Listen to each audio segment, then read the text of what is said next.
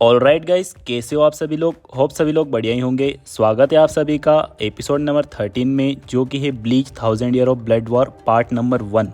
Guys part 1 जो है उसके अंदर 13 एपिसोड है। इसके बाद से यानी 14th एपिसोड से पार्ट 2 स्टार्ट हो जाएगा। एपिसोड 13 के स्टार्टिंग में हमें दिखाया जाता है इचिगो तैयार हो जाता है वापस जाने के लिए ओइत्सु के पास। इतने में इचिगो के फादर कहते हैं, ओए इचिगो, क्या तुम्हारे पास रास्ता है वापस जाने के लिए। लेकिन इचिगो को नहीं पता रहता है कि वो वापस कैसे जाए। इतने में यहाँ पर एंट्री होती है उसी जानपाक्टो लड़की की, जो कि ओइत्सु के साथ रहती है। गाइज, अगर आप में से किसी को नहीं पता तो मैं आपको बता दूं, ओइत्सु के साथ में जितनी भी लड़कियां रहती है वो सारी की सारी जानपाक्टोज होती है। वो एक नॉन लिविंग बींग होती है। सिर्फ ओइत्सु वहाँ पर यानी कि उसके पैलेस में एक अकेला लिविंग बींग होता है। इसी के साथ वो जो लड़की होती है वो डायरेक्ट इचिगो को लेके जाती है ओइत्सु के पास। ओइत्सु कहता है इचिगो से, क्या तुम एक बार फिर से ट्राई करने के लिए तैयार हो। इचिगो बिना कुछ बोले आसाउची पपेट्स की ओर जाने लगता है। इस बार जो पपेट्स होती है वो इचिगो के ऊपर अटैक करने की बजाय वो खुद ब खुद अपने घुटने टेक देती है। ये सब देख के ओइत्सु और उसके साथ की लड़की ये दोनों के दोनों सरप्राइज हो जाती है कि भाई ये क्या हो गया। इचिगो आगे बढ़ के एक आसाउची के पास रुकता है और कहता है, तुम ही वो हो। इतना बोल के वो उस आसाउची को सिलेक्ट कर लेता है। वो आसाउची अपना शेप थोड़ा सा चेंज करके इचिगो जैसे दिखने लग जाती है। तभी ओइत्सु कहता है, चलो ये तो बढ़िया हुआ। अब जैसा कि मैंने प्रॉमिस किया था, मैं तुम्हारे लिए एक जानपाक्टो बनाऊंगा। इसी के साथ सीन शिफ्ट होता है। हमें दिखाया जाता है एक ट्रेनिंग ग्राउंड पे, जहाँ पर जो नए सोल रिपर्स होते हैं वो ट्रेनिंग ले रहे होते हैं क्विंसीज से फाइट करने के लिए। वहाँ पर एकदम से टोशिरो आता है और कहता है, मुझे ट्रेनिंग चाहिए। मुझे अगर जानजुत्सु से ही अगर फाइट करनी होगी, क्योंकि मेरी बांकाई चोरी हो चुकी है, तो मुझे अपने बेसिक्स क्लियर करने होंगे। इसी के साथ ही टोशिरो अपनी बहुत ज़्यादा डिटर्मिनेशन के साथ यहाँ पर ट्रेनिंग शुरू कर देता है। इसी के साथ सीन शिफ्ट होता है। हमें दिखाया जाता है केंसे और सुहे को। यहाँ पर जो कैप्टन केंसे होते हैं वो सुहे से कहते हैं, मैं चाहता हूँ कि तुम अपनी बांकाई को यहाँ पर मास्टर करो, क्योंकि जितने ज़्यादा लोग बांकाई यूज़ कर पाएंगे उतना ज़्यादा अच्छा होगा। इसी के साथ ही यहाँ पर एंट्री होती है माशिरो की, जो कि एक होलोफाइट सोल रीपर होती है। जिन लोगों ने पुराने एपिसोड्स देख रखे हैं उन लोगों को इस लड़की के बारे में पता होगा। ये लड़की अकेली ऐसी होती है जो कि अपने सबसे ज़्यादा लंबे समय तक अपनी होलोफाइट स्टेज में रह सकती है। कैप्टन केंसे मुगोरोमा ने ही इसे यहाँ पे बुलाया है ताकि ये सूहे की ट्रेनिंग में मदद कर सके। ये लड़की आते के साथ से सूहे को एक पेट में बहुत ही जोर का मुक्का मारती है, जिससे भाई सूहे की हालत तो बहुत ही ज़्यादा खराब हो जाती है। कैप्टन केंसे कहते हैं, या तो तुम ट्रेनिंग करते करते मर जाओ या तो बांकाई को मास्टर कर लो। ये तुम्हारे पास दो ही ऑप्शन है। मैं कैप्टन टोशन की तरह नरम दिल का नहीं हूँ। ये सुनते के साथ जो सूहे होता है वो अपनी लड़खड़ाती आवाज़ में कहता है, मैं हमेशा आपकी रिस्पेक्ट करता हूँ, लेकिन इसका मतलब ये बिल्कुल भी नहीं है कि आप कैप्टन टोशन के खिलाफ कुछ भी कह सकते हो। गाइज, अगर किसी को नहीं पता है तो मैं बता दूँ, कैप्टन टोशन वही है जो कि आइजन के साथ मिलकर एक बहुत ही बड़ा गद्दारी करके निकला, और वो दिखने में एकदम अफ्रीकन टाइप का थोड़ा सा ब्लैक है। इसी के साथ सीन शिफ्ट होता है। हमें दिखाया जाता है कैप्टन कुरोसुजी की लैब का सीन, जहाँ पर कि जो आकोन होता है वो थोड़ा बहुत रिकवर होके वापस काम पे आया होता है। आकोन जैसे ही लैब के अंदर पहुंचता है, उसे एक लड़की की मदद से पता चलता है जब से क्विंसी अटैक हुआ था तब से लगाकर अब तक जो कैप्टन कुरोसुजी होते हैं और लेफ्टिनेंट नेमू अपने ऑफिस से बाहर नहीं निकले। गाइज, तुम लोगों को अपना दिमाग लड़ाने की बिल्कुल भी ज़रूरत नहीं है। वो दोनों काम धंधे वाले आदमी हैं, तुम गंदी सोच वाले दूर रहो। इसी के साथ जो आकोन होता है वो अपनी चारों तरफ नज़रें घुमाता है। गाइस, जो कैप्टन कुरोसुजी की लैब होती है, यहाँ पर सीसीटीवी कैमरा के नाम पे बग्स लगाए हुए हैं, जिनका शेप बग्स या फिर वो दिखते बग्स जैसे है, लेकिन वो सर्वेलेंस का काम ही करते हैं। आकोन कहता है, आज से पहले ऐसा कभी नहीं हुआ कि ये बग्स या फिर कैमरे 24 घंटे से ज़्यादा के लिए बंद है। या तो कैप्टन कुरोसुजी ने जानबूझ के ऐसा किया है ताकि वो जो भी चीज़ अंदर कर रहे हैं उसके बारे में किसी को भी पता ना चले। इसी के साथ आकोन आगे बढ़ता है और एक कैमरे को चेक करने लगता है। जो आकोन के पीछे एक लड़की खड़ी रहती है वो पूछती है, सर आप ये क्या कर रहे हो और ये क्या चीज़ है। आकोन जवाब देते हुए कहता है, मैंने कैप्टन के ऑफिस में एक कैमरा छुपा के लगा रखा है। उस कैमरे की मदद से मैं ये देखना चाहता हूँ कि आखिर कैप्टन अंदर कर क्या रहे हैं। जैसे ही इन दोनों की नज़र कैप्टन के ऊपर पड़ती है, ये दोनों की दोनों बहुत ज़्यादा शॉक हो जाते हैं और कहते हैं आखिर वो चीज़ क्या है। गाइस, अंदर कैप्टन कुरोसुजी और नेमू खड़े रहते हैं। उनके सामने टेबल पे कुछ ब्लैक ब्लैक सा पड़ा हुआ रहता है, लेकिन वो भी वो दिखाया नहीं जाता क्लियर तरीके से। लेकिन जो बाहर लड़की और आकोन होते हैं, ये दोनों के दोनों बहुत ही घबरा जाते हैं। गाइस, जो ये मोटा कैप्टन है, ये गाइस बहुत ही ज़्यादा खतरनाक और बहुत ही ज़्यादा खुरापाती आदमी है भाई। इससे तो हर किसी को बस डर के ही रहना चाहिए। इसी के साथ सीन शिफ्ट होता है, हमें दिखाया जाता है स्क्वाड 2 का लेफ्टिनेंट जो कि लेटा हुआ रहता है। उसके पास उसकी छोटी बहन आती है, वो उसे बॉल के साथ खेलने के लिए कहती है, लेकिन वो मोटा उसे गेट लॉस्ट कह देता है, जिससे कि वो छोटी बच्ची रोने लग जाती है। गाइस, ये मोटा कितना निर्दयी है यार, कितनी प्यारी बच्ची को रुला दिया। मजाक कर रहा हूँ गाइस, ये मोटा इतना भी बुरा नहीं है। ये बेचारा उसके साथ खेलने के लिए तैयार हो जाता है क्योंकि वो रोने लग जाती है। जो इस मोटे की छोटी बहन है, इसका नाम होता है मारियो, और ये दोनों आपस में एक दूसरे के साथ कमारी खेलने लग जाते हैं। गाइस, कमारी एक फुटबॉल का गेम है जो कि बॉल से ही खेला जाता है। कमारी खेलते खेलते ही जो लेफ्टिनेंट होता है, वो अपनी कैप्टन सोईफोन के बारे में सोचने लग जाता है कि कैप्टन सोईफोन अकेले अकेले ट्रेनिंग करने चली गई और मुझे अपने साथ भी लेके नहीं गई। इसी के साथ सीन शिफ्ट होता है और हमें दिखाया जाता है कैप्टन साजिन कोमामुरा को, जो कि आए होते हैं अपनी क्लैन के लीडर के पास, जिन्हें कि वो ग्रेट एल्डर कहता है। जो ग्रेट एल्डर होते हैं वो एक बहुत ही बड़े जाइंट डॉग होते हैं। कैप्टन साजिन यहाँ पर इसलिए आए होते हैं ताकि वो ग्रेट एल्डर से अपनी क्लैन का एक सीक्रेट टेक्निक को सीख सके। लेकिन जो ग्रेट एल्डर होते हैं वो साजिन के ऊपर हंसने लगते हैं और कहते हैं, तुम एक ऐसे शख्स हो जो कि सालों साल तक अपने खुद के चेहरे को एक आर्मर से छुपाते आए हो, क्योंकि तुम अपनी खुद की क्लैन के अपीयरेंस से शर्मिंदगी महसूस करते हो, और आज तुम यहाँ आकर मुझसे मदद की उम्मीद भी कैसे कर सकते हो। ऐसा सुन के कैप्टन साजिन कहते हैं, देखिए मुझे, अब मैंने अपने चेहरे को छुपाना भी बंद कर दिया और मैंने अपने आप को एक्सेप्ट कर लिया है, और जो वर्ल्ड है काफ़ी डेकेड्स में बहुत ही ज़्यादा बदल चुका है, और अब मुझे उम्मीद दिखाई देती है कि अपनी क्लैन बाहर सर उठा के जी सकती है, जहाँ पर कि अपन जैसे लोगों को भी एक्सेप्ट कर लिया गया है। और यही वो दुनिया है जिसके ऊपर आज एक बहुत ही बड़ा खतरा मंडरा रहा है। इतना सुनते ही जो ग्रेट एल्डर होते हैं वो बहुत ही ज़्यादा गुस्सा हो जाते हैं और कैप्टन साजिन को चिल्ला के कहते हैं, बस बहुत हो गया, चुप हो जाओ। ये जो दुनिया है ये कभी भी सुधरने नहीं वाली, और आखिर तक अपन जैसे लोगों को शेडोज में छुप कर ही रहना होगा। आखिर तक ये दुनिया आपस में लड़ती रहेगी इस मामले को लेकर कि ये दुनिया किसके अंडर में चलेगी।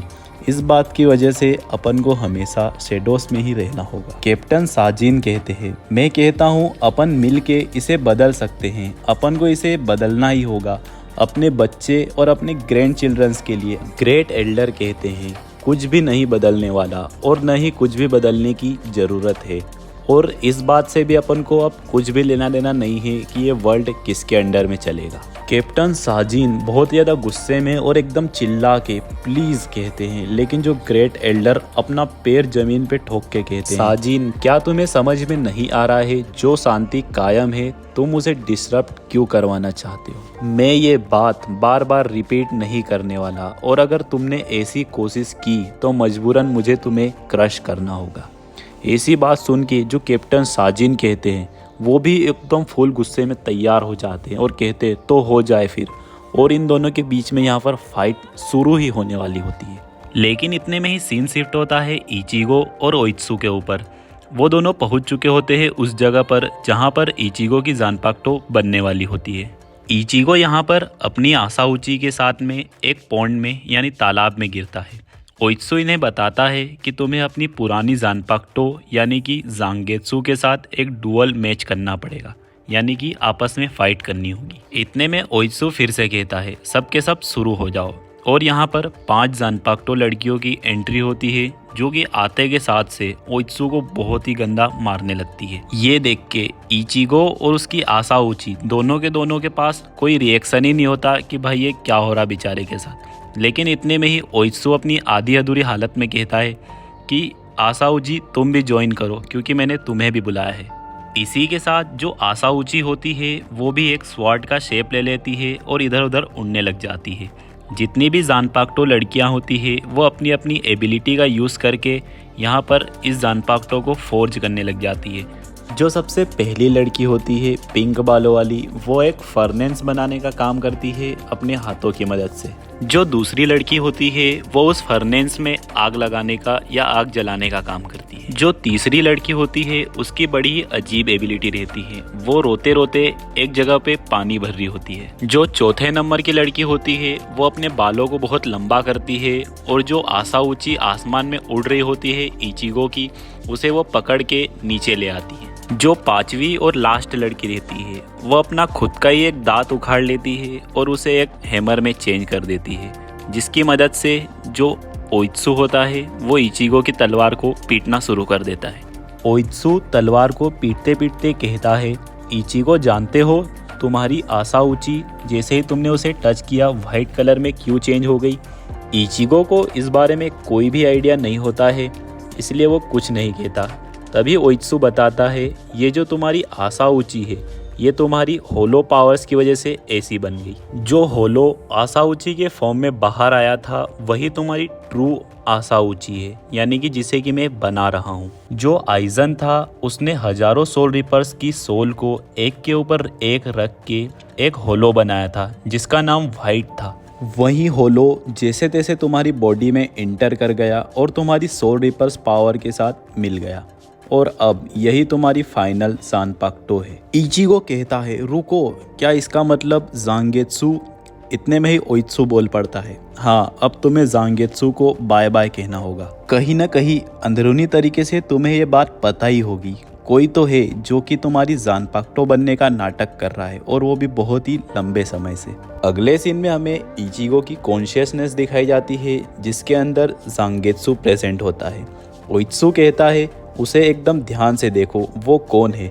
जैसे ही इचिगो उसको एकदम करीब से देखता है उसे पता चलता है ये तो युहाबाहा है जो कि 1000 साल पहले कैसा था। ओइत्सु कहता है, ये तुम्हारी कोई जानपाक्टो नहीं है, ये तुम्हारी क्विंसी पावर्स है जो कि मैनिफेस्ट होकर एक इंसान का शेप ले लिया, और ये इंसान खुद युहाबाहा है जो कि बिल्कुल 1000 साल पहले कैसा था। ये सब बातें जान के तो भाई इचिगो के यहाँ पर पूरे के पूरे होश ही उड़ जाते हैं। इसी के साथ वो अपने मन में बहुत ही डिटेलिंग के साथ सोचता है कि जैसे ही उस दिन हमारी फाइट स्टार्ट होने से पहले मैं डायरेक्ट युहाबाहा के सामने चला गया था और मुझे न जाने कैसे पता चल गया कि यही वो एनिमी है जिसे कि मुझे ख़त्म करना है और ये सबसे ज़्यादा इम्पोर्टेंट है।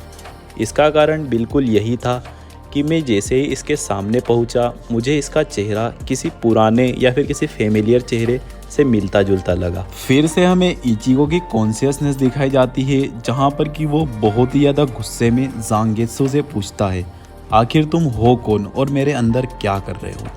ज़ांगेत्सु इचिगो से बहुत ही अच्छे तरीके से सॉरी कहता है और कहता है, ये बिल्कुल सही है, जो तुमने सुना है वो एकदम सच है। मैं तुम्हारी जानपाक्टो नहीं हूँ, मैं वो हूँ जो कि तुम्हारी क्विंसी पावर्स की वजह से तुम्हारे अंदर हूँ। इचिगो पूछता है, तुम युहाबाहा हो या नहीं हो। तभी वो बताता है, मैं युहाबाहा हूँ भी और नहीं भी हूँ। इचिगो कहता है कि आखिर तुम मेरे दोस्त हो या दुश्मन हो। ज़ांगेत्सु कहता है, हालांकि गाइस इसका नाम ज़ांगेत्सु नहीं है, कुछ और है, लेकिन फ़िलहाल में अपन लोग तो इसे ज़ांगेत्सु ही बोलेंगे। ज़ांगेत्सु कहता है, मैं ना तो तुम्हारा दुश्मन हूँ और ना ही तुम्हारा दोस्त हूँ, और मैंने तुम्हें आज तक जो कुछ भी कहा है उसमें कुछ भी झूठ नहीं है, सिर्फ मेरे नाम को छोड़ के। ज़ांगेत्सु कहता है, एकदम ध्यान से सोचो, जब कभी भी तुम किसी से हारने वाले होते हो या फिर तुम्हारी जान खतरे में होती है, तुम्हें जो कोई भी बचाने आता था वो मैं कभी नहीं होता था, वो एक होलो रहता था जो तुम्हारे अंदर ही है। मैंने तो सिर्फ उसे सप्रेस किया है, यानी कि तुम्हारी ट्रू स्ट्रेंथ को। मैंने ऐसा इसलिए किया क्योंकि मैं कभी नहीं चाहता था कि तुम एक सोल रीपर बनो।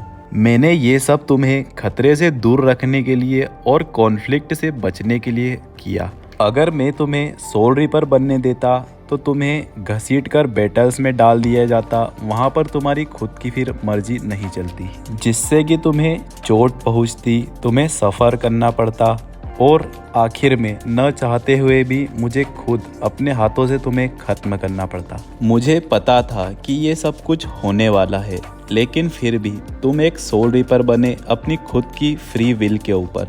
तुमने बहुत सारी लड़ाइयाँ लड़ी, चोट खाए और अपने आप को स्ट्रॉन्ग बनाए और स्ट्रॉन्ग बनाते चले गए। और मैं तुम्हारे अंदर से तुम्हें जैसे जैसे देखते गया, मेरा हार्ट जो है कॉन्फ्लिक्ट में घिर गया। और आखिर में मैंने डिसाइड किया कि मैं तुम्हें सोल रीपर से अलग नहीं करूँगा और उनसे तुम्हें दूर भी नहीं करूँगा। और मेरा दिल आखिर में तुम्हारे डिसीजन को सपोर्ट करने लगा। और आज इस तरीके से मैं तुम्हारे सामने खड़ा हूँ और मुझे इस बात की बहुत खुशी है कि मैंने किसी भी तरीके से तुम्हारे काम में टांग नहीं अड़ाई। इचिगो, तुम बहुत ही ज़्यादा स्ट्रॉन्ग बन चुके हो। मैं शुरुआत से तुम्हारे साइड खड़े होके तुम्हें देखते आया हूँ और आज तुम मेरे बिना भी अपने आप को संभाल सकते हो। इसीलिए मैं अब तुम्हें छोड़ के जा रहा हूँ और मैं पूरे तरीके से सेटिस्फाई हूँ।